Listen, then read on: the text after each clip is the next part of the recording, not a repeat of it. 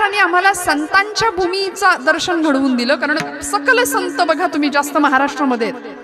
आमची आळंदी, आमचं देहू तुकोबरायांचं, ज्ञानोबांची आळंदी, पंढरपूर, पांडुरंग परमात्मा, महाराष्ट्रातच त्याला उभं राहावं असं वाटलं 28 युगांपासून तिष्ठत विटेवर.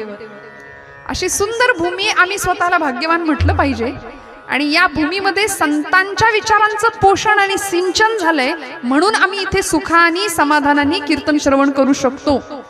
या देवदेवतांची ओळख आम्हाला संतांनी करून दिली, नाहीतर त्या लक्ष्मी मातेचं खरं वैभव, ती लक्ष्मी माता भगवान शेषशाही असलेल्या भगवान आदि पुरुष विष्णू नारायणांच्या पायाशी ती बसलेली आहे, पादसंवाहन करतीये.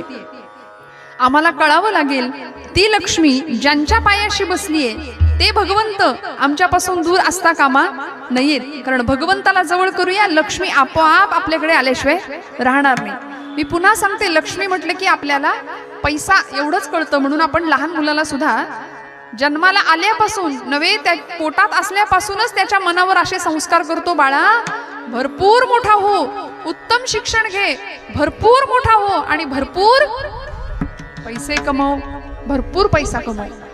या लक्ष्मीला प्रसन्न करण्याकरता आज तुम्ही आम्ही सगळे धावतो, सगळे पळतो. पण याही पेक्षा अशी जगन्माता आहे की जी खऱ्या अर्थी राक्षसांचा निपात करण्याकरता सिद्ध झाली, कटिबद्ध झाली. अशी सिद्ध झाली, कटिबद्ध झाली की 8 हातात तिनं शस्त्र घेतली. ज्ञानलक्ष्मी, विद्यालक्ष्मी, क्रियालक्ष्मी, हातामध्ये शस्त्र घेतली. 8ही हातांमध्ये शस्त्र धरलेली ती अष्टभुजा जगदंबा सिद्ध झाली. सगळ्या देवतांनी तिची स्तुती गायली. महिषासुरादी रक्तबीज चंडमुंड नावाचे राक्षस ज्यावेळी पृथ्वी तलावर थैमान घालतात, मनुष्याला धड जगता येत नाही, अशा वेळी ही जगदंबा उभी ठाकते तुमच्या माझ्याकरता. साधूंचं रक्षण करायला, दुष्टांचा परित्राण करायला आणि धर्माची स्थापना करायला भगवतीने अवतार घ्यावा. ती अवतार घेते आणि 9 दिवस 9 रात्र महिषासुराचा निपात करते. ती जगदंबा कशी आहे, तिची ओळख तुम्हाला मला नाथांनी जर करून दिली नसती तर झाली नसती. काय केली हो? अनादि निर्गुण प्रगटली भवानी, अनादि निर्गुण प्रगटली भवानी, मोह महिषासुरमर्दना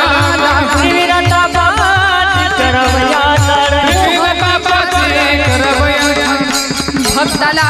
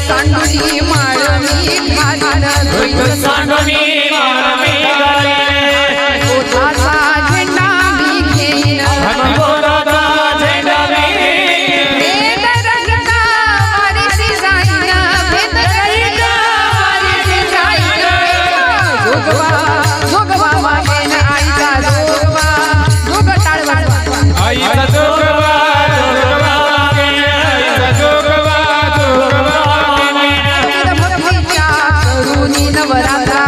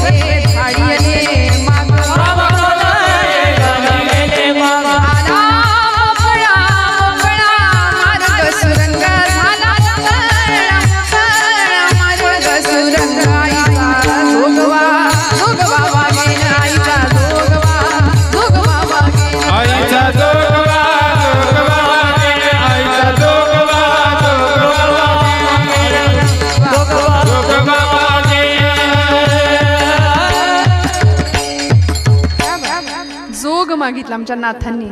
आईचा जोगवा मागुनी ठेविला, एका जनार्दनी एकपणे देखिला. जन्म मरणाचा फेरा मी चुकविला. आईचा जोगवा मागेन, आईचा जोगवा मागेन, आईचा जोगवा मागेन, आईचा जोगवा मागेन. आई राजा उध म्हणून जागर घातला होता संत श्रेष्ठ एकनाथ महाराजांनी. संतांनी आम्हाला देवदेवतांची ओळख करून दिली, आठवण करून दिली. कारण देव आणि संत दोन नाहीच. देवते संत निमित्त त्या प्रतिमा असं म्हटलंय. याच संत एकनाथांनी 16व्या शतकामध्ये आई जगदंबेकडे गारहणं घातलं होतं. तिची याचना केली होती. महाराष्ट्रातल्या 3.5 शक्तिपीठांकडे सगळ्या साधू संतांनी गारहणं घातलं होतं.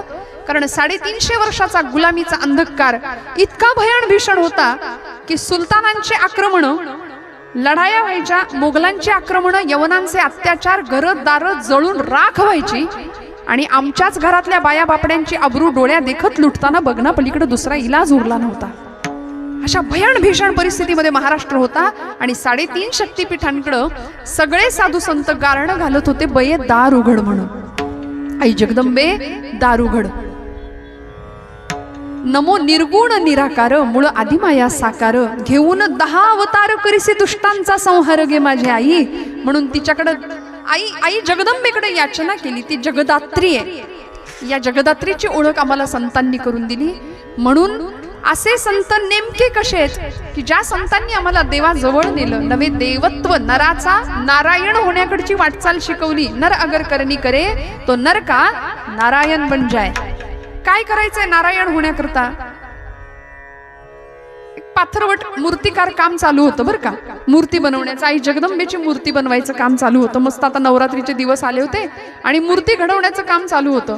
मी गेले, ओबड धोबड असा तो टोकेरी दगड होता आणि मला राहवलं नाही म्हणून त्या शिल्पकाराला, त्या मूर्तिकाराला मी विचारलं, बाबा म्हटलं काय करताय तुम्ही? तो म्हणाला, ताई मूर्ती घडवतोय.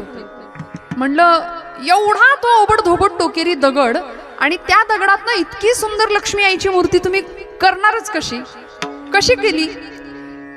कारण इतका तो ओबड धोबड भला मोठा टोकेरी दगड होता, त्याला मूर्ती बनवायची लक्ष्मी मातेची.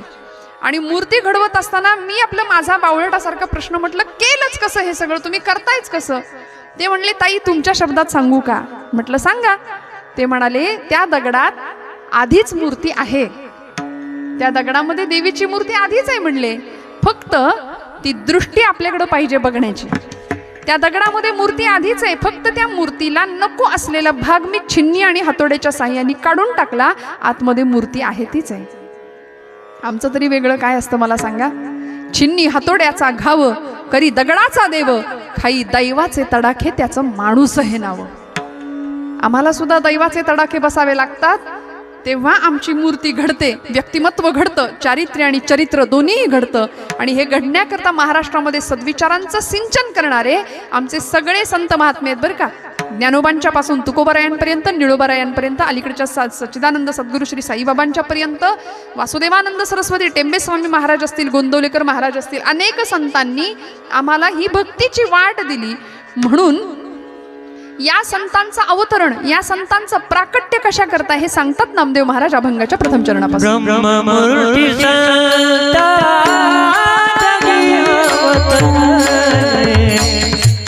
ब्रह्ममूर्ती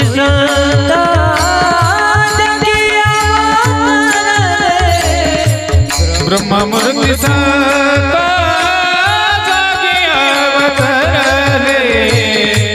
ब्रह्ममूर्ती ब्रह्ममूर्ती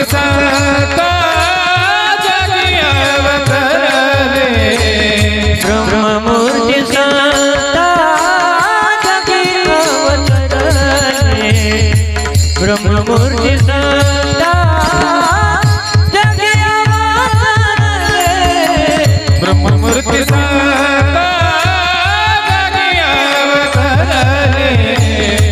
ब्रह्ममूर्ती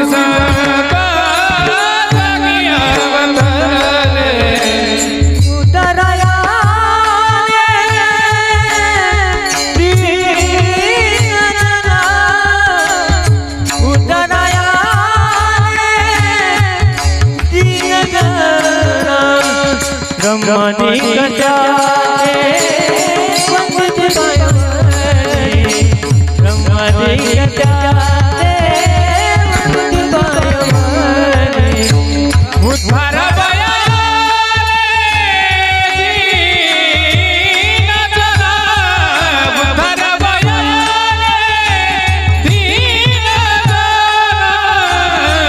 ब्रह्मादिकताचे वंदिती पायभरणी ब्रह्मादिकताचे वंदिती पायभरणी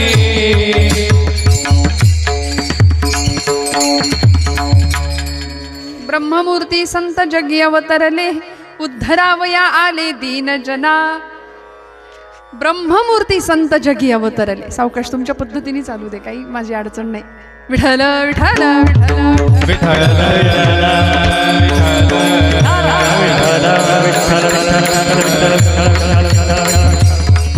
आपण जागे आहेत का सगळे? काही अवघड वाटतंय नाही ना? जेणेकरून ही मूर्ती ठसावी अंतरी श्रीहरीची, ऐसी कीर्तन मर्यादा हो संतांच्या घरची. या नाथांच्या मर्यादित कीर्तन करायला आवडतं, त्यामुळे श्रोत्यांनी सुद्धा त्या जबाबदारीने कीर्तन श्रवण केलं पाहिजे, ही माझी धारणा आहे. त्यामुळे खूप लक्ष देऊन ऐका. ब्रह्ममूर्ती संत जगी अवतरले उद्धरावया आले दीन जना. संतांचं अवतरण कशा करताय? संतांचे तुमच्या माझ्यावर असलेले उपकार किती आहेत, या सगळ्याचा उहापोह करायला गेलो ना तर माऊलींचा हरिपाठ समोर ठेवा. एका हरिपाठासाठी माऊलींचे 1000 वेळा पाय धरले तरी ते कमी ठरेल. नाथांचं भागवत असू दे, तुकोबांची गाथा असू दे, पण हे सगळं आम्ही एका बासनात पोथीत गुंडाळून ठेवून दिलंय घरात, है की नाही? एक आजी होती, छान लेकाला एकुलता एक मुलगा, इतकं त्याला लहानाचं मोठं केलं, भरपूर वाढवलं, प्रचंड पैसा कमवायला शिकवलं, शिक्षण दिलं. पती निघून गेला, त्यामुळे एकटी विधवा आयुष्य जगली, पण मुलाला खूप सुंदर शिकवलं आणि परदेशी शिकायला पाठवलं. बरं का, ऐकताय ना सगळे? परदेशी शिकायला पाठवलं. पहिली 2 वर्ष जवळ असलेल्या पैशांवर जमलं, भागलं. मुलगा गेला आणि 3ऱ्या वर्षी हीच म्हातारी आजी भीक मागायची वेळ आली. हो, भीक मागायची वेळ आली.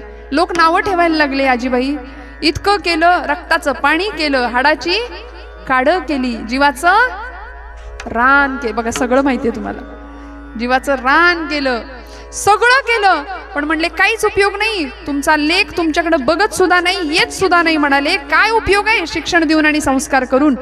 तर ती आजी म्हणली नाही ग, मुलगा येत नाही हे मान्य आहे, पण दर महिन्याला काहीतरी म्हणले पाठवतो, मला चिठ्ठी पाठवतो, काहीतरी कागद पाठवतो. म्हटलं कसले कागद आहेत बघू बरं. आज जाऊन बघितलं तर चेक होते, दरवर्षी आलेले 50-50 हजाराचे चेक असे लटकून ठेवले होते आठवण म्हणून. त्यांना माहितीच नव्हतं, जुना काळ, त्या म्हातारी आजीला माहितीच नव्हतं की या चेक मधून आपल्याला पैसे काढायचे. मला सांगायचंय दृष्टांत यासाठी की असं करोडो रुपयांचे चेक तुमच्या माझ्या घरात आहेत ग्रंथांच्या रूपाने, आणि हे घरातच असून आम्ही त्याला असं गुंडाळून ठेवले की काय बिशाद ज्ञानेश्वरीची बाहेर येईल. गुंडाळून ठेवले पोथीत आवळून. करोडो रुपयांचे चेक ग्रंथांच्या रूपाने तुमच्या माझ्या घरात आहेत, पण आम्ही मात्र भीक मागतोय बाहेर. मला माफ करा. का?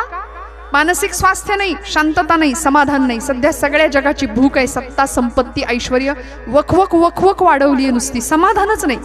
शेजारी एखादी वस्तू आली की आमची गृहिणी अशी नुसतं वर खाली जीव होतो, आपल्याकडे कधी येणार, आपल्याकडे कधी येणार. दुनिया एका बाजूला आणि शेजारी एका बाजूला असतात. त्यामुळे अनुकरणासारखं भिकारी सौंदर्य या जगात दुसरं कुठलंच नाही, असं एक वाक्य आहे. आम्ही दुसऱ्यासारखं जगायला बघतो, दुसऱ्यासारखं वागायला बघतो. परमेश्वराने स्वतंत्र अस्तित्व देऊन तुम्हाला मला जन्म दिलाय की नाही? मग स्वतःतली आतली श्रीमंती ओळखूया, जी संतांनी ओळखली. 16 वर्षाच्या ज्ञानदेवांना आत्मचैतन्याचा साक्षात्कार झाला आणि संजीवन समाधी तत्वापर्यंत पोहोचले. सोपं नव्हतं. जगाने काय दिलं? फक्त अवहेलना, अपमान, त्रास, दुःख सगळं दिलं, पण त्याच ज्ञानदेवांनी सिद्ध करून दाखवलं. ब्रह्ममूर्ती संत जगी अवतरले उद्धरावया आले दीनजना. कारण माहिती होतं की माझा अवतार कार्य या करताच आहे, मला लोकांचा उद्धार करायचा आहे. का बरं आपला उद्धार करावासा वाटला संतांना? कारण मनुष्य नावाची जात, मनुष्य नावाचा प्राणी जन्माला आलाय खरा, पण आपलं हित कशात आहे, आपला उद्धार नेमका कशाने होईल ते कळत नाही. म्हणून तर संध्याकाळ झाली की झी टॉकीज पुन्हा आम्हाला हलूच वाटत नाही झी मराठीपासून. खरं तर ही वेळ आपली झी मराठीची आहे बरं का महिला मंडळ. आपण एवढा अमूल्य वेळ सोडून इथं आलात की नाही म्हणून आपलं कौतुक आहे. एकदा तुमच्यासाठी टाळ्या जोरदार आपणच वाजवायच्या. कारण बघा ना, टीव्ही असू दे, सोशल मीडिया असू दे, व्हॉट्सअप असू दे, फेसबुक असू दे, या सगळ्यांच्या इतक्या आम्ही आहारी गेलो आणि आधुनिक सुखाच्या मागे लागता लागता आमचं मूळ अध्यात्म, भक्ती तत्व, श्रीमंती, भारतीय परंपरा, व्रतवैकल्य हे सगळं बाजूला पडलं आणि नको त्या गोष्टींच्या आहारी आम्ही जायला लागलो. पतित व्हायला लागलो हिंदू धर्मापासून. मस्तकाला टिळा नाही, वाणीमध्ये मंत्र नाही, मनात श्रद्धा नाही, हातात शस्त्र नाही, काहीच नाही. आम्हाला काहीच नकोय. कुणाच्या घेण्यात नाही, कुणाच्या देण्यात नाही, अशी झापडं लावल्यासारखे जीवन आमचा समाज जगायला लागतो आणि फक्त स्वार्थी आणि सुखलोलुपता आजूबाजूला वाढतीये. ज्या सुखाचा अट्टहास किंवा हव्यास आम्ही करतोय ते सुख मिळतंय असं वाटतं, पण ते चिरंतन टिकत नाही. वाट्याला दुःख येतं आणि दुःख आलं की सगळं खापर देवावर फोडून आम्ही रिकामे होतो. आई जगदंबे बघवलं नाही का ग तुला, कसं ग केलंस, काय ग केलंस. पण संतांनी शाश्वत सुखाचा आनंद समाधान कसं मिळेल याचा मार्ग दाखवला. म्हणून साक्षात परब्रह्म प्रत्येक जातीत जन्माला आलं संतांच्या रूपाने. ब्रह्ममूर्ती संत जगी अवतरले. बघा ना, प्रत्येक कुळात संतांचा अवतार आहे की नाही. ज्ञानोबा आहेत, तुकोबा आहेत, गोरोबा काका आहेत, सावतामाळी आहेत, आमचे सेना नावी आहे, सज्जन कसाई आहे, सगळे आहेत. सगळ्या कुळात सगळ्या जातीत संतांनी अवतार घेतले, जन्म घेतले. पण आम्ही अशी माणसं दुर्दैवी की आम्ही संतांना सुद्धा जातीत वाटलं. मला खरं सांगा, आज आम्ही जातीपातीची राजकारण करतो. संतांना महापुरुषांना जातीमध्ये वाटून घेतलं. छत्रपती शिवाजी महाराज अमुक एका जातीचे म्हणून एखादा समाज पेटून उठतो, राजांच्या नावाचा उदो उदो करतो आणि त्यावर राजकारण होतात.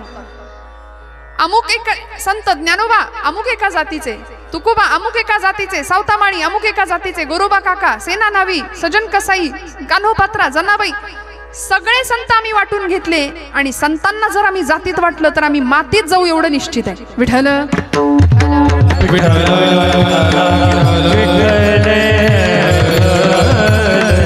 कीर्तनामध्ये यासाठीच येऊन बसायचं श्रोते हो.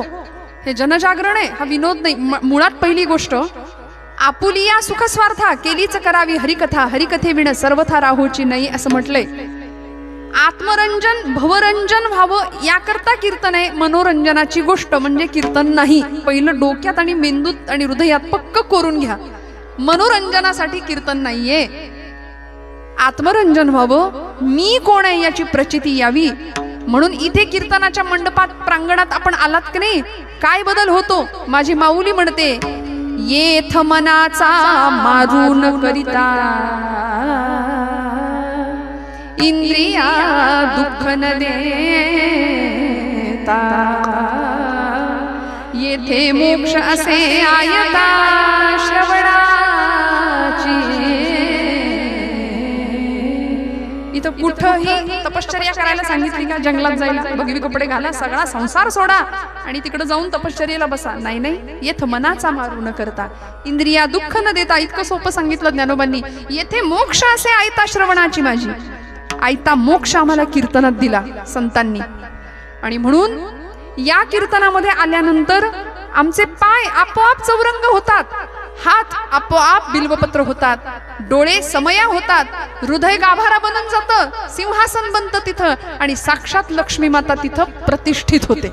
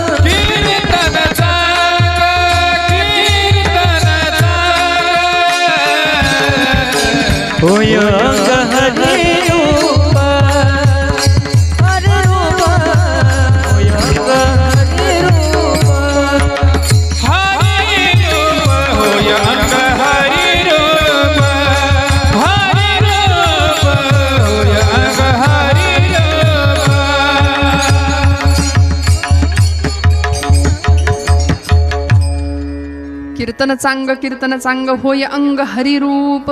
इथे आल्यानंतर हा अनुभव मिळतो. ब्रह्मीभूत काया होतसे कीर्तनी भाग्य तरी ऋणी देवाईसा. कीर्तनात देव नाचतो. कीर्तनात असतो का हो देव? असतो ना. जेथे कीर्तनाची जागा तेथे पांडुरंग उभा. तेथे पांडुरंग उभा. तेथे पांडुरंग उभा. तेथे कीर्तनाची जागा तेथे पांडुरंग उभा. तेथे पांडुरंग उभा. तेथे पांडुरंग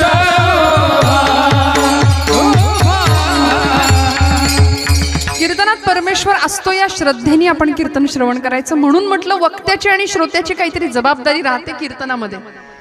उगीच टाइमपास नाही, लाईफ पास करण्याचं शास्त्र म्हणजे कीर्तन आहे. विठ्ठल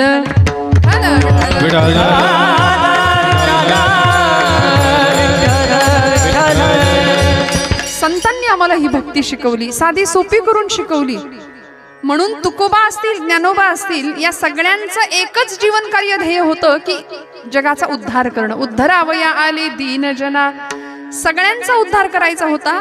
म्हणून अनेक 12 मावळातल्या लोकांना देहू निवासी असलेले तुकोबाराय फक्त देवळात बसून टाळ कुटायला शिकवत नव्हते. छत्रपती शिवप्रभूंचं स्वराज्य आकाराला येत होतं काही अंतरावर असलेल्या पुण्यामध्ये, कसब्या पुण्यामध्ये. आणि तुकोबारायांचं धर्मकार्य चाललं होतं देहूमध्ये. कीर्तनाच्या प्रसार प्रचारामधून धर्माचं जागरण तुकोबाराय करत होते, भक्ती शिकवत होते समाजाला. आणि एवढंच नाही, अफजल खान नावाचा क्रूरकर्मा पठाण ज्यावेळी स्वराज्यावर चालून येतो त्यावेळी छत्रपती शिवप्रभू तुकोबारायांचं मार्गदर्शन घेतात. महाराज करू काय? महाराज हातात टाळ जरी घेऊन भजन करायला शिकवत असले तरी सुद्धा या देशाच्या हिंदवी स्वराज्य संस्थापकांना आज्ञा करतात, आदेश देतात. शिवबा विंचू देव्हाऱ्याशी आला, देवपूजा नावडे त्याला, तेथे पैजाराचे काम अधमाशी तो अधम. विंचू जर शिवशंभू महादेवाच्या पिंडीवर बसला तर आम्ही असं नाही म्हणत की तुम्ही देवापेक्षा मोठे विंचू स्वामी, त्यालाही दुधाचा अभिषेक आपण नाही घालत. तिथं पैजाराचंच काम आहे ना. मग अधमाशी तो अधम, उद्धटासी उद्धट, खटनटासी खटनट. हे सगळं संतांना आम्हाला वेळोवेळी ओरडून ठासून सांगावं लागलं, सावध करावं लागलं, हिताच्या ठिकाणी जाग करावं लागलं. आणि म्हणून या संतांचं एकमेव कार्य उद्धरावया आले दीन जना. 12 मावळातल्या लोकांना एकत्र करायचं तुकोबारायांनी. सगळ्यांना एकत्र घ्यायचे आणि शिवशंभू महादेवांच्या पिंडी समोर शपथ घ्यायला लावायचे. स्वराज्य कार्यासाठी एकत्र जा, छत्रपतींच्या कार्याला समर्पित व्हा. सामर्थ्य आहे चळवळीचे जो जो करील तयाचे, परंतु तेथे भगवंताचे अधिष्ठान पाहिजे. या न्यायाने आपण या देवाचं, देशाचं आणि धर्माचं काहीतरी देणं लागतो हे सर्वसामान्य जनतेला कळावं. याकरता धर्म या शब्दाचा अर्थ सुद्धा सांगतात. धर्माचे पालन, धर्माचे पालन, धर्माचे पालन, करणे पाखंड खंडन, करणे पाखंड खंडन, करणे पाखंड खंडन, करणे पाखंड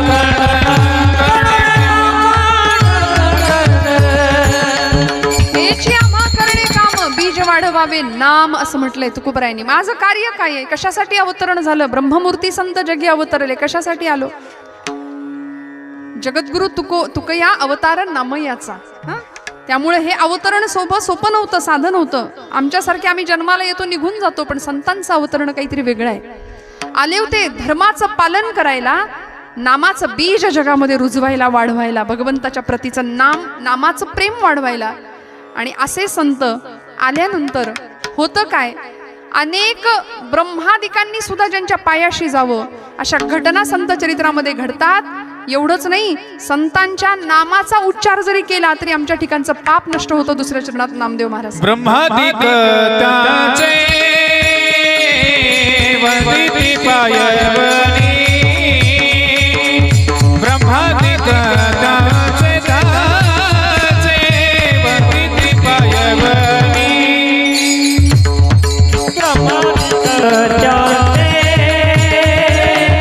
वंदिती पायवनी, ब्रह्मादिक त्याचे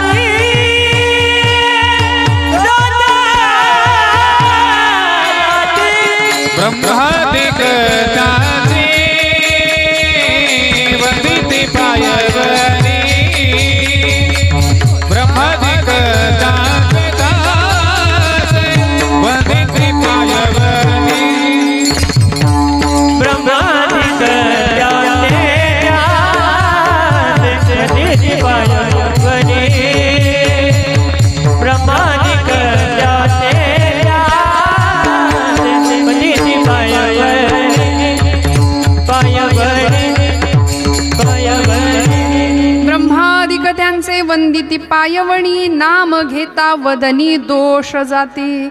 संतांच्या नामाचा आठव केला तरी आमच्या ठिकाणचा पापांचा नाश होणार आहे बरं का. कारण मनुष्य स्वभाव असा आहे, काम क्रोधादी विकारांच्या प्राबल्यामुळे आम्ही पाप प्रवृत्त होतो. हातून पाप घडतं आमच्या. आणि पाप शरीर नाही करत, पाप मन करतं आधी, मग शरीराकडून क्रिया घडते. मनात पाप येतं. मग या सगळ्या विकारांचा नाश व्हायचा असेल तर संतांच्या जवळ गेलं पाहिजे. संतांनी दाखवलेल्या मार्गावरून आम्हाला चाललं पाहिजे. ब्रह्मादिक त्यांचे वंदिती पायवणी. का जावं वाटलं छत्रपती शिवप्रभूंना तुकोबांच्या कीर्तनात? पुण्यामध्ये निवडुंगा विठोबाला तुकोबरायांची कीर्तनं रंगायची, देहूमध्ये महाराजांची कीर्तनं रंगायची. आणि या हिंदवी स्वराज्याचे संस्थापक असलेले छत्रपती शिवप्रभू राजांच्या तुकोबांच्या कीर्तनात येऊन बसायचे. एवढा अधिकार होता भक्तीचा, एवढं सामर्थ्य होतं की पांडुरंग कीर्तनामध्ये नाचत होता नामदेव महाराजांच्या. इतका नाचायचा, पितांबर सुटला तरी भान नव्हतं देवाला. एकच टाळी झाली चंद्रभागे वाळवंटी.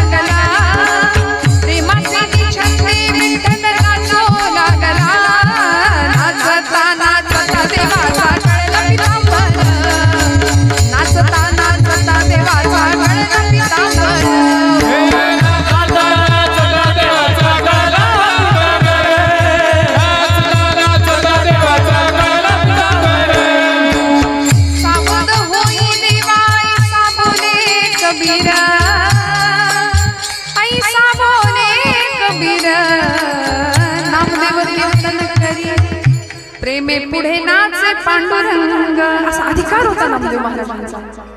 ब्रह्मादिक त्यांची वंदिती पायवणी नाम घेता वदनी दोष जाती. ज्या ज्ञानदेवांना इतकं छळलं समाजाने, इतकं छळलं ते ज्ञानदेव आई वडिलांनी देहांत प्रायश्चित्त घेतलं. बरोबर ना? आपण कथा जाणता, चरित्र माहिती आहे ज्ञानोबांचं. 4 भावंड, निवृत्ती ज्ञानदेव, सोपान मुक्ताबाई, ज्ञानेशो भगवान विष्णू, सोपानो भगवान ब्रह्मा, निवृत्तीर भगवान हरहा, मुक्ताख्या ब्रह्मचित्कला. आदिशक्तीचं स्वरूप होतं मुक्ताबाई. म्हणजे साधं सुधं काम नव्हतंच ते. आपली ही जगदंबा अनेक नावांनी विराजमान आहे. कुणी तिला यमाई म्हणतं, कुणी तिला तुकाई म्हणतं, कुणी तिला महालक्ष्मी म्हणतं, कुणी रेणुका म्हणतं, कुणी सप्तशृंगी वणीची सप्तशृंगी, कुणी जोगाईची अंबा म्हणतं, कुणी कोपरगावची लक्ष्मी म्हणतं. बरोबर? ती अनेक रूपांनी विराजमान आहे. पण शक्ती एकच आहे, त्या ब्रह्माची ती माया आहे. आणि त्याच ब्रह्माची ती माया आदिशक्ती म्हणून या 3 भावंडांची बहीण म्हणून आली होती. बहीण होती पण आई झाली, सगळ्या जगाची आई झाली. नमो मुक्ताबाई, नमो त्रिभुवन पावनी आद्यत्रय जननी. देवांची ही बुंडळबरायांनी सांगितलं ना, देवतांची सुद्धा आई झाली. या 4ही भावंडांच्या आई वडिलांनी लेकरांना छान जगता यावं म्हणून देहांत प्रायश्चित्त घेतलं. हो, निबिड अंधकार, रात्रीची वेळ, इंद्रायणीच्या डोहाकडे जात असतेनी ही 2 पती पत्नी, आईचं अंतःकरण जड झालं, बाहेर जाता येत नव्हतं. पुन्हा माघारी फिरल्या रुक्मिणी आईसाहेब. एकीकडं पती धर्म होता आणि एकीकडं पोरांचं वात्सल्य होतं. परत माघारी फिरल्या, चौघांच्या अंगावरचं पांघरून सरळ केलं, मुक्ताईच्या केसांवरून हात फिरवला, डोळ्यातलं पाणी टपकन मुक्ताईच्या गालावर उघळलं. झोपेतच ते असं पाणी पुसलून टाकलं, वात्सल्य पुसलं गेलं. ज्ञानोबाच्या मस्तकावरून हात फिरवला, निवृत्तीनाथांना जाग केलं, सांगितलं निवृत्ती आपल्या भावंडांना सांभाळ, आपली मुक्ताई खणखणीत आहे, तिच्या ममताळूपणाचा अंत नाहीये, जहाल आहे पण तिच्या ममताळूपणाचा अंत नाही, तिला सांभाळ, सोपानाला सांभाळ. म्हणून आईचं जड अंतःकरणाने निरोप घेतला आणि इंद्रायणीच्या त्या डोहामध्ये दोघांनी रातोरात अंधकारात उड्या मारल्या, प्रायश्चित्त घेतलं, संपून गेलं. पण आता तरी आपल्या लेकरांना चांगलं आयुष्य मिळेल, पण कुठलं काय हो, समाज असा करंटा. आजही आजच्या काळातही काही टवाळ मंडळी आहे की नाही, धर्मकार्यामध्ये विघ्न आणणारी, साधू संतांना त्रास देणारी आहेत, नाही असं नाही. आम्ही पारापारावर बसतो, कट्ट्यावर बसतो, हातामध्ये पत्ते असतात आणि पत्ते खेळत खेळत आमची चर्चा असते, या देशामध्ये क्रांती झाली पाहिजे, हातात पत्ते, आणि या देशात क्रांती झाली पाहिजे, अमुक झालं पाहिजे, तमुक. कुणी तर काही बुद्धीची दृष्ट काढावी अशी मंडळी म्हणतात 150 वर्ष इंग्रज या भारतात राहिले, अजून एक 50 वर्ष राहायला पाहिजे होते. परवाच एक काका म्हणले, मला इतकं राग येत होता आतून, पण म्हटलं जाऊ दे, यांची दृष्ट काढावी आणि आपण गप्प बसावं बुद्धिमत्तेची.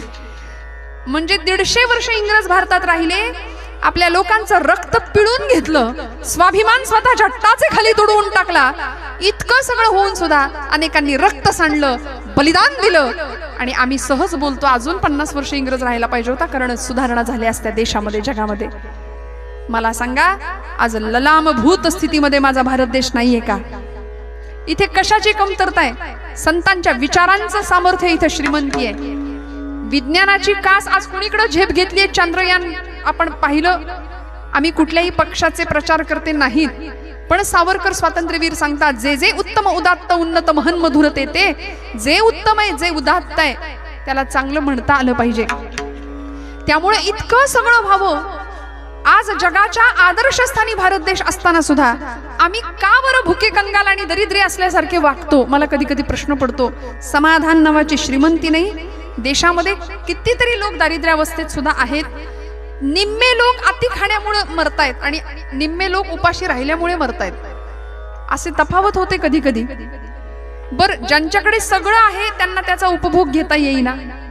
काहींकडे रोज सकाळी उठल्यापासून जो गोळीबार सुरू होतो, गोळीबार म्हणजे मला म्हणायचंय असं, सकाळी उठल्या उठल्या खायची एक गोळी, मग परत जेवल्याच्या आधी एक खायची एक गोळी, जेवणानंतर खायची एक गोळी, परत दुपारी खायची एक गोळी, संध्याकाळी एक गोळी, रात्री झोपता नुसता गोळीबार दिवसभर.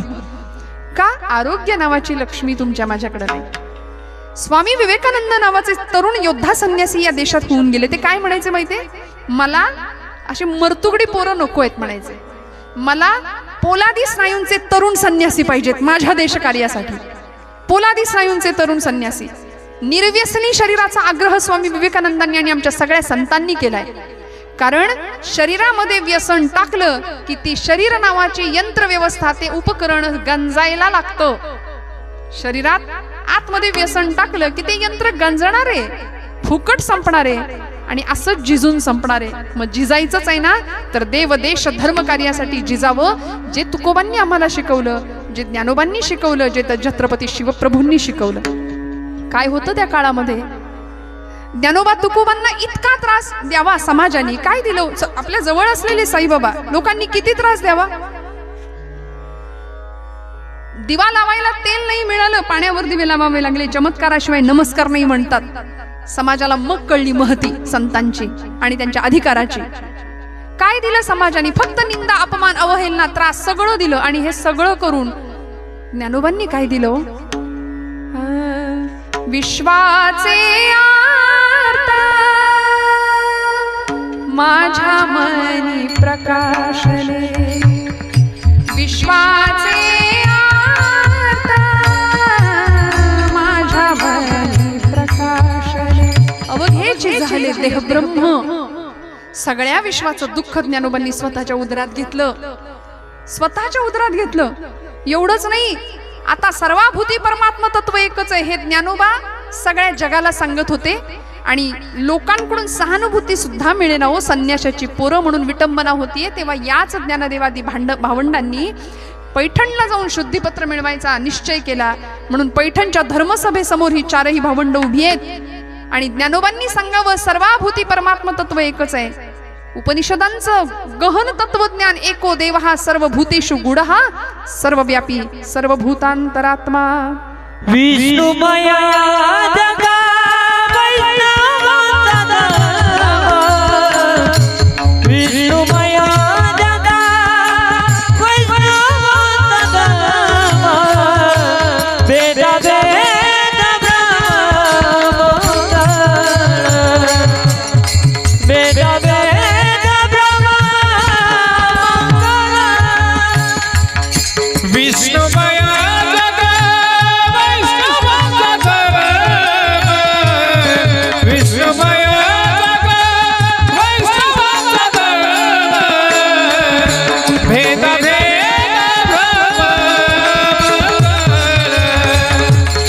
भेद भेद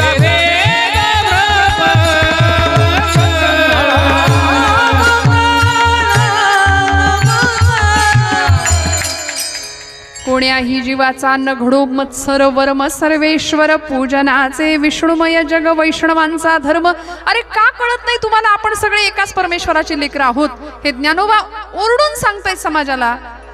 कुणीतरी सांगावं धर्मपीठाकडून, ज्ञाना स्वतःला इतका शहाणा समजतोस का रे? मग तिकडून तो रेडा चाललाय, त्याचंही नाव ज्ञानाचं आहे. तुला जे कळतं, तुझ्यात जो परमेश्वर आहे तो त्याच्यात आहे. ज्ञानोबा म्हणतात हो. मग तुला जे बोलता येतं ते त्याला बोलता येईल. ज्ञानोबा म्हणतात हो. निवृत्तीनाथ आणि आमची ब्रह्मचित कला असलेली आदिशक्ती मुक्ताबाई सांगते, ज्ञानादादा आता थांबायचं नाही, आता दाखवा जगाला तुमचं सामर्थ्य. म्हणून निवृत्तीनाथांचा उपदेश झाला, आज्ञा मिळाली. ज्ञानोबांनी त्या रेड्याला बोलावलं. आपला महाराष्ट्र असा आहे, ही संतांची भूमी अशी आहे की इथे आळेफाट्याला त्या रेड्याची सुद्धा समाधी आहे. हे संतांचं महात्म्य, हे संतांचं सामर्थ्य, ही ताकद आहे त्यांची. रेड्याला समोर बोलवावं, ज्ञानोबांनी त्याच्या मस्तकावर हात ठेवावा आणि सांगावं, देवा बोला. ओम अग्निमिळे पुरोहितम. तो रेडा बोलायला लागला. ओम अग्निमिळे पुरोहितम यज्ञस्य देवऋत्विजं. रेड्याच्या मुखातून आवाज यायला लागला, वेद. रेडा उच्चारायला लागला.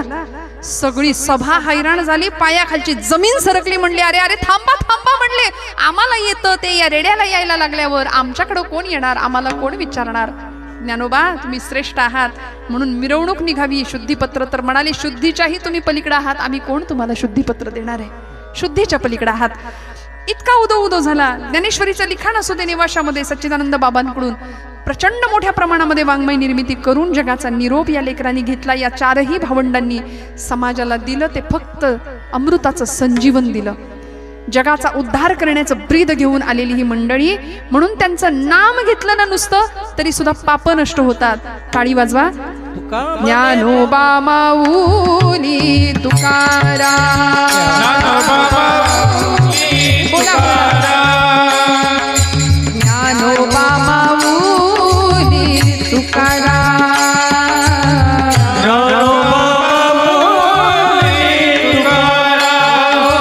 ज्ञानोबा माऊली तुकाराम. बोला बोला टाळी वाजवा. ज्ञानोबा माऊली तुकाराम.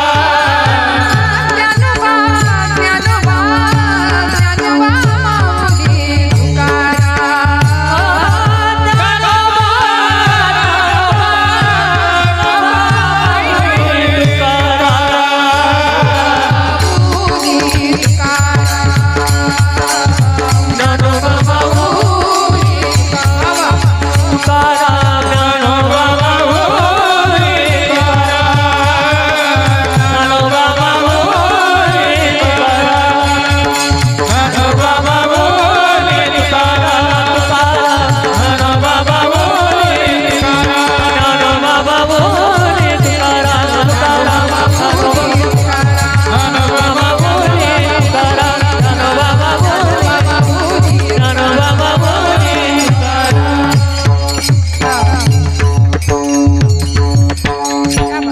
का घ्यायचं नाम संतांचं? नाम घेता वदनी दोष जाती. या जिभेनी आम्ही इतकी पाप करतो की नाही, प्रचंड निंदा करतो एखाद्याची. आणि हरिनाम प्रक्षाळी जिव्हे ते असं म्हटलंय. नाम आमची जीभ धुवून टाकायचं काम करतं.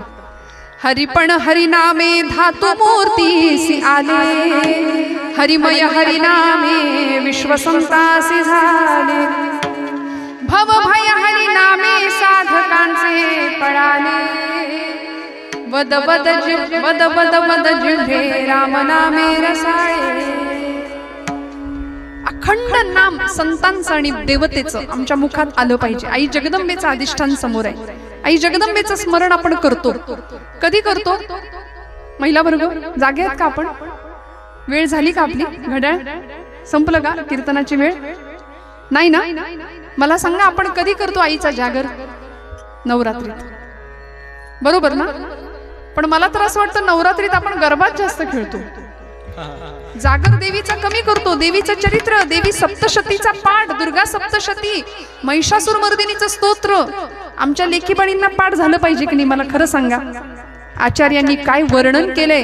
आई गिरी नंदिनी नंदित मेदिनी विश्व विनोदिनी नंदनुते, गिरिवर विंध्य शिरोहिणी वासिनी विष्णु विलासिनी विष्णुनुते, भगवती हे शिति कंठ कुटुंबिनी भूरि कुटुंबिनी भूरि कृते, जय जय हे महिषासुरमर्दिनी रम्यकपर्दिनी शैलसुते, जय जय हे महिषासुरमर्दिनी रम्यकपर्दिनी शैलसुते, सुरवर वर्षिणि दुर्धर धर्षिणि दुर्मुख वर्षिणि हर्षरते, भुवन पोषिणि शंकर तोषिणि विषमोषिणि घोषरते, तनुजनि रोषिणि दितिसुत रोषिणि दुर्मद शोषिणि सिंधुसुते, जय जय हे महिषासुरमर्दिनि रम्यकपर्दिनि शैलसुते, जय जय हे महिषासुरमर्दिनि रम्यकपर्दिनि शैलसुते, जय जय हे महिषासुरमर्दिनि रम्यकपर्दिनि शैलसुते. म्हणून तर नाथ बाबा म्हणले, कुळीची हे कुळदेवी केली ठावी संतांनी.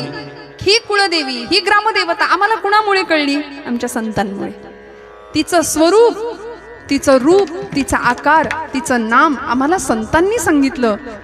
म्हणून तर त्याच संतांच्या आचरणावरून, त्याच संतांच्या मार्गावरून चालणारे शिवछत्रपती तुळजा भवानीच्या समोर उभे राहतात. नुसते राहत नाहीत, तिच्या भक्तीचं प्रतीक म्हणून 64 कवड्यांची माळ राजा गळ्यामध्ये घालतो.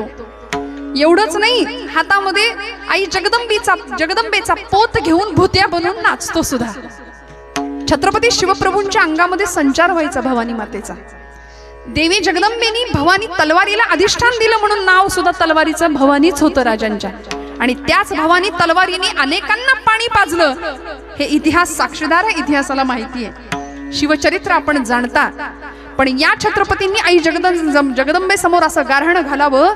देवी उमे कालिके आदिशक्ती शिवानंदिनी भक्त कल्याणिनी चंडासुर छेदिनी भद्रकालिनी शंभासुर प्राण संहारिणी दाक्षायणी शैल राजेंद्र कन्ये जगत स्वामिनी राजराजेश्वरी कुळाची भवानी तुला प्रार्थितो हा शिवाजी रणी जय जय स्वामिनी देवी उमे कालिके आदिशक्ती शिवानंदिनी भक्त कल्याणिनी चंडासुर छेदिनी भद्रकालिनी शंभासुर प्राण संहारिणी. शुंभ निशुंभ महिषासुरादी दैत्यांचा निपात करणारी हे बया, हे जगदंबे आई राजा उधो उधो म्हणून उदयोस्तु जगदंब सतत जप असायचा मुखामध्ये भगवंतांच्या छत्रपतींच्या. सतत कवड्यांच्या माळेला स्पर्श करायचा. जगदंब उदयोस्तु. हा जप सहन नाही झाला संभाजी राजांच्या मुखातला. म्हणून औरंगजेब सारख्या क्रूर कर्मानी राजांची जीभ छाटली होती. कारण इतके हाल केले, झाडाच्या सालीला रंधे लावावेत ना तशी अंगाची चामडी सोलून काढली होती औरंगजेबाने संभाजीराजांच्या. सूर्यासारखा लालबुंद देह दिसत होता माझ्या राजाचा. पण तरी सुद्धा मुखातनं नाम थांबत नव्हतं. उदयोस्तु जगदंब, उदयोस्तु जगदंब, उदयोस्तु जगदंब, उदयोस्तु. सहन नाही झालं म्हणून जीभ छाटावी, पण डोळ्यातला निघणारा अंगार सहन होईना. कारण या सगळ्या महात्म्यांनी, महापुरुषांनी, संतांनी आई जगदंबेचं अधिष्ठान समोर ठेवलं होतं. तुकोबा सुद्धा आई जगदंबेचंच प्रतीक म्हणून विठ्ठलाला सुद्धा धाव घाली आई म्हणतात. पाहतेसी आता काही विठाई किठाई आपण ऐकलं मग अशी, माझे कृष्णाई कान्हाई रंगाई आई वो, तिला आईच्या स्वरूपातच पाहिलं संतांनी. आषाढी कार्तिकी तुझ्या गोंधळाची दाटी हो, आषाढी कार्तिकी तुझ्या गोंधळाची दाटी हो, आषाढी कार्तिकी तुझ्या गोंधळाची दाटी हो, आषाढी कार्तिकी तुझ्या गोंधळाची दाटी हो, पुंडलिका दिवटा शोभे बाळवंटी हो, पुंडलिका दिवटा शोभे बाळवंटी हो, एका जनार्दनी अंबा उभी करते मोदी कटी हो, एका जनार्दनी अंबा उभी कर ठेवली कटी हो. उदो बोला उदो बोला उदो बोला उदो बोला कृष्णाबाई बाबूचा हो, उदो बोला उदो बोला कृष्णाबाई बाबूचा हो, उदो बोला उदो बोला कृष्णबाई बाबुलीचा हो, उदो बोला कृष्णबाई बाबुलीचा हो.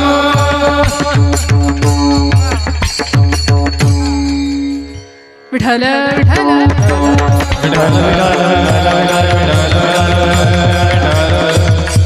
संतांनी जगदंबेला आम्हाला परिचयाला आणून दिलं की नाही, म्हणून संतांच्या जवळ जावं, त्यांच्या चरण धरावीत. ब्रह्मादिक त्यांचे वंदिती पायवणी, नाम घेता वदनी दोष जाती. कर्नाटक प्रांतामध्ये एक संत होऊन गेले, पुरंदरदास नाव त्यांचं बरं का. आणि लक्ष्मीचं गुणगान काय गायलंय, मला अर्थ नका विचारू फक्त. सौभाग्यदा लक्ष्मी बारम्मा नमामि, सौभाग्यदा सौभाग्यदा सौभाग्यदा लक्ष्मी बारम्मा नमामि, सौभाग्यदा लक्ष्मी बारम्मा नमामि, सौभाग्यदा लक्ष्मी बारम्मा. कनकवृष्टिया करयुत बारी, मन कामना सिद्धिय तोरी, जिनकर कोट तेजनी होळे कुमारी वेगे, कुमारी वेगे, भाग्यदा लक्ष्मी बारम्मा नमामि, सौभाग्यदा सौभाग्यदा सौभाग्यदा लक्ष्मी बारम्मा बारम्मा बारम्मा, सौभाग्यदा सौभाग्यदा सौभाग्यदा लक्ष्मी बारम्मा. म्हणून म्हटलं अर्थ विचारू नका. कानडी भाषेतलं त्यांनी लिहिलेलं अभंग आहे. त्या लक्ष्मीला वारंवार प्रणाम मी करतो असं म्हणून. त्यामुळे अशा जगदंबेला समोर ठेवणारे संत, त्या संतांच्या पायाजवळ आपण जावं, त्यांचं नाम घ्यावं. आणि नामामध्ये किती ताकद आहे हे कीर्तनात सांगायची गरज नाही. विठोबा रखुमाई, बोला बोला बोला. विठोबा रखुमाई, विठोबा रखुमाई, विठोबा रखुमाई जय विठोबा रखुमाई, विठोबा रखुमाई जय जय विठोबा रखुमाई, विठोबा रखुमाई जय विठोबा रखुमाई, विठोबा रखुमाई जय जय विठोबा. हरि जय जय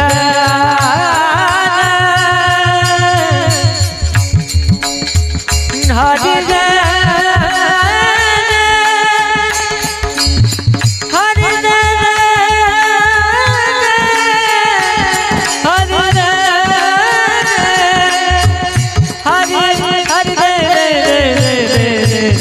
विठोबा रखुमाई जय जय विठोबा रखुमाई, विठोबा रखुमाई जय जय विठोबा रखुमाई. हरी जय जय हरी जय जय हरी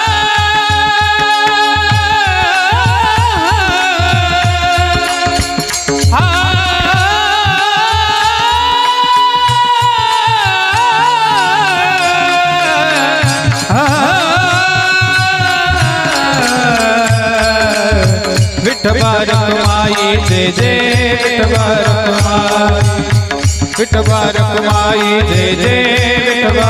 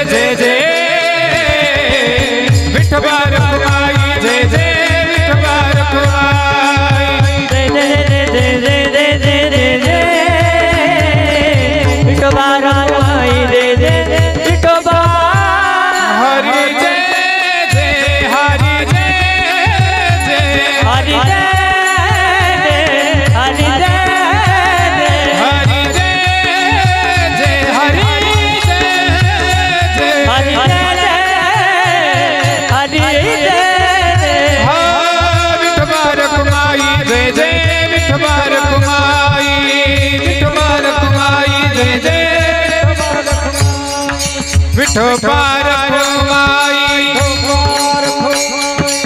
संत जगी अवतरले उद्धरावयाले तीन जना ब्रह्मादिक त्यांचे वंदिती पायवळी नाम घेता वदनी दोष जाते. संतांचं महात्म्य, संतांच्या नामाचं महात्म्य आणि परब्रह्म आणि संत एकरूप कसे येथे सांगणारा नामदेव महाराजांचा हा अभंग. काय होतं संतांच्या सहवासात गेल्यावर? इतका परिणाम होतो संतांच्या साधनेचा, त्यांच्या तपश्चर्येचा, त्यांच्या अस्तित्वाचा. एक दृष्टांत फक्त सांगून मी कीर्तनाचा समारोप करणार आहे. आपल्या सगळ्यांना मला ज्ञात आहे, आपल्या सगळ्यांचा भोजन प्रसाद राहिलेला आहे, बरोबर ना? आणि घड्याळ तुम्हाला खुणवतंय. तिकडे प्रसाद तयार आहे, त्यामुळे तिकडून सुगंध येत आहेत. पण आता करायचं काय? कावळे तर ओरडतायत, पण आम्ही काही थांबायला तयार नाही असं झालंय. त्यामुळे यांनी सत्काराचं काम सुद्धा पटकन घेतलं बहुतेक करायला. पण मी काय करू, आपली सुरुवातच उशिरा झाली, त्यामुळे निदान कमीत कमी 1.5-2 तास भरले पाहिजेत की नाही मला सांगा तुम्ही. पण हरकत नाही, आपण सगळे कीर्तनावर प्रेम करता म्हणूनच इथं आला आहात. काय घडतं संतांच्या सहवासात गेल्यानंतर? किती पापी असू दे, दुराचारी असू दे, आसक्त असू दे, तो इथे आल्यानंतर उद्धारतोच. उद्धार होतो त्याचा. आपल्या सगळ्यांना माहिती आहे तुकोबांची देहूमध्ये कीर्तनं असायची आणि देहूपेक्षा पंचक्रोशीत लोहगावमध्ये तुकोबांची कीर्तनं जास्त रंगायची. महाराज लोहगावात जायचे कीर्तनाला आणि असंच एकदा कीर्तन झालं शिवबा कासारांच्या घरी तुकोबांचं. बरं का, ऐकताय ना सगळे? का खरंच भूक लागली कडकडून? हा, संपवणार आहे, काळजी करू नका. आपल्याला 12 तर अजिबातच वाजवायचे नाही, घड्याळातले पण नाही, कीर्तनाचे पण नाही. विठ्ठल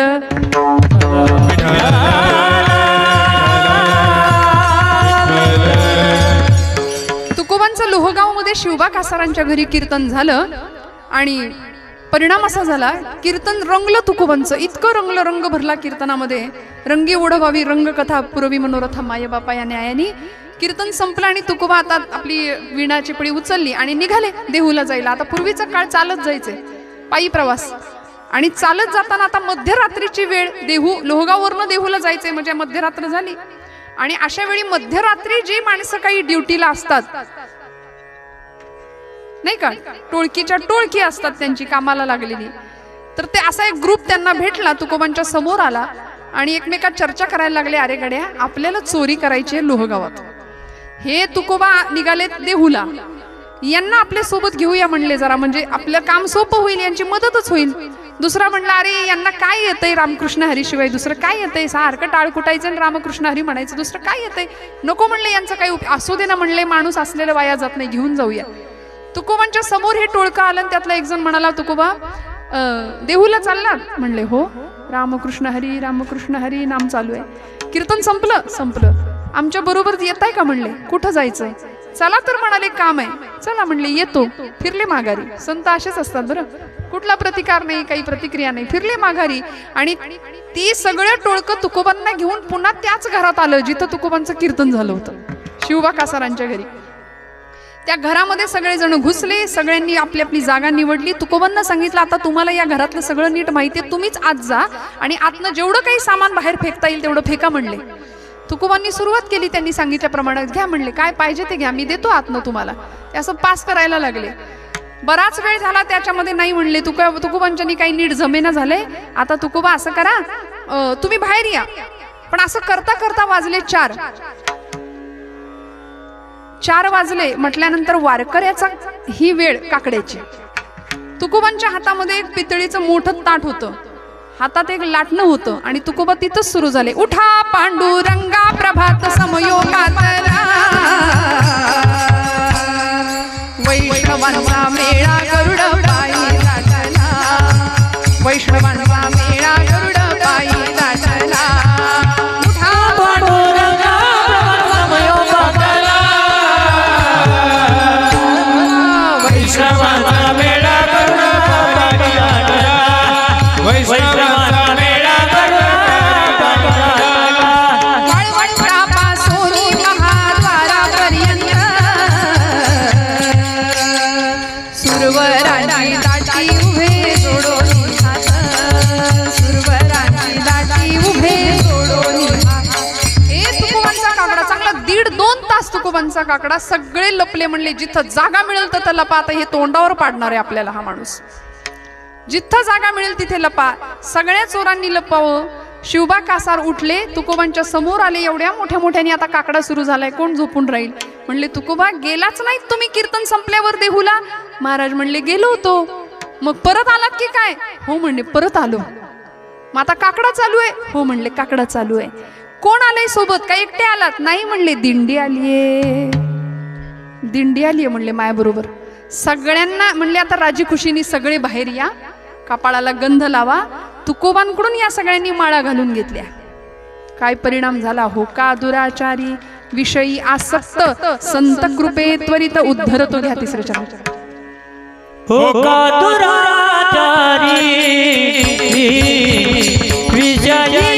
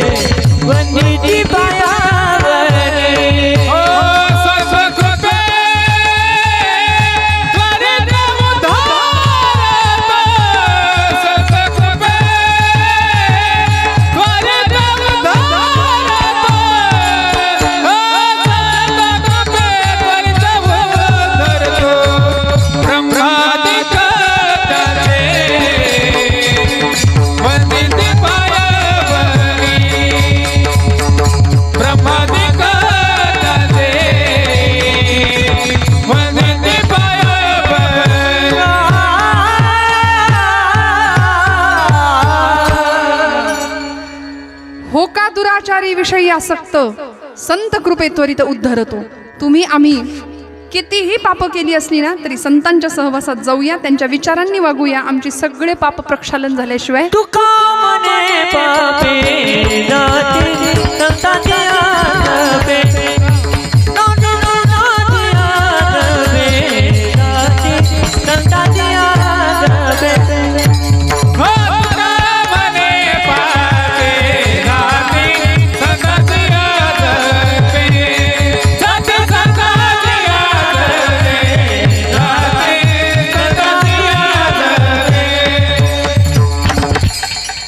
सगळ्या पापांचं निर्दाळन होईल जेव्हा संतांच्या विचारांनी जाऊ, संतांनी दाखवलेल्या मार्गावर जाऊ. संत आम्हाला सांगतात आई जगदंबेची पूजा करा, भक्ती करा.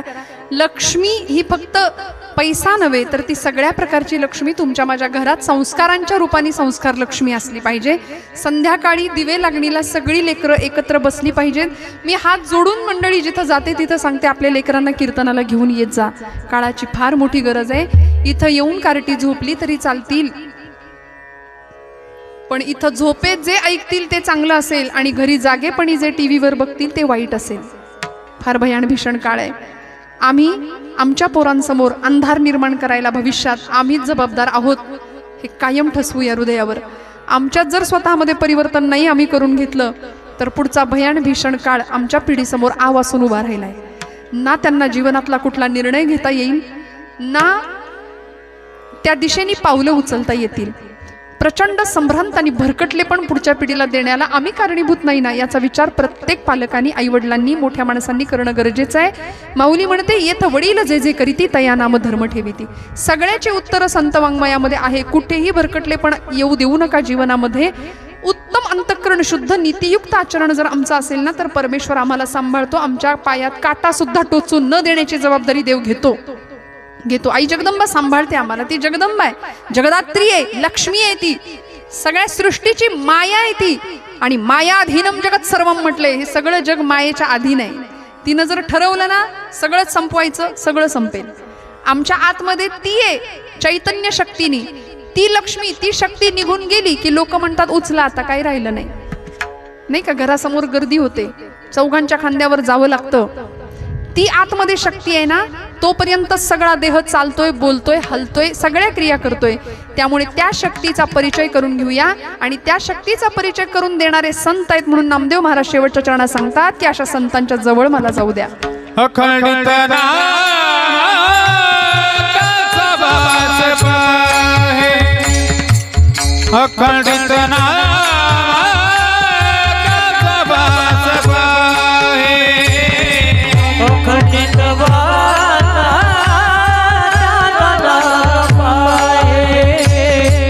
अखंडित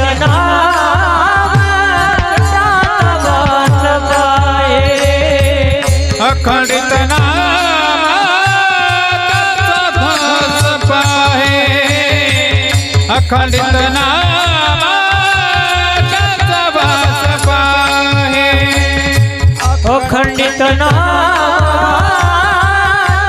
वास पाहे, अखंडित नामाचा वास पाहे. निशिदी निधाया सत्संगती, निशिदी निधाया सत्संगती, ब्रह्मादित्याचे वदती पायवरी, ब्रह्मादित्याचे वदती पायवरी. निशिदिनी राते सत्संगती,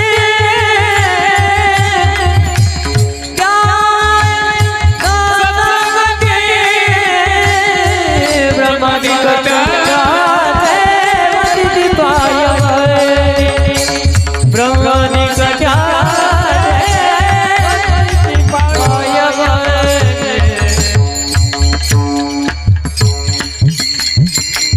अखंडित नामा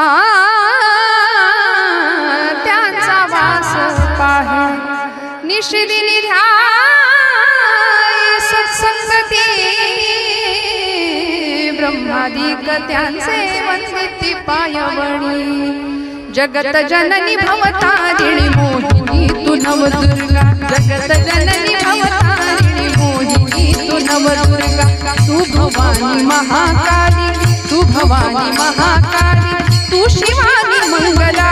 जगत जननी भवतारिणी मोहिनी तू नवदुर्गा, जगत जननी भवतारिणी मोहिनी तू नवदुर्गा, मोहिनी तू नवदुर्गा, मोहिनी तू नवदुर्गा.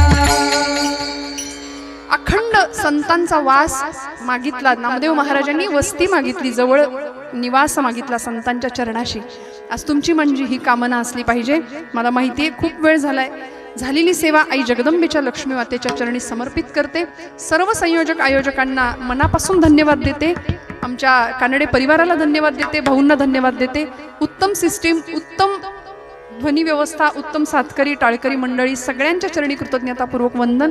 आपण सर्व महेशाची या मूर्ती असणारे सर्व श्रोतृवर्ग सगळ्यांच्या चरणी सद्भाव व्यक्त करते. बोलत असताना काही वेडवाकडं गेलं असेल तर मोठ्या अंतकरणाने क्षमा करा. जे काही चांगलं आहे ते गुरुजनांचं आहे, ज्या चुका असतील त्या माझ्या आहेत. आपल्या भोजनाला प्रसादाला विलंब झाल्यामुळे क्षमा मागते. आई जगदंबेच्या समोर झालेली सेवा सुखरूपपणे समर्पित करते आणि आपल्या सगळ्यांची रजा घेते. ज्ञानेश्वर माऊली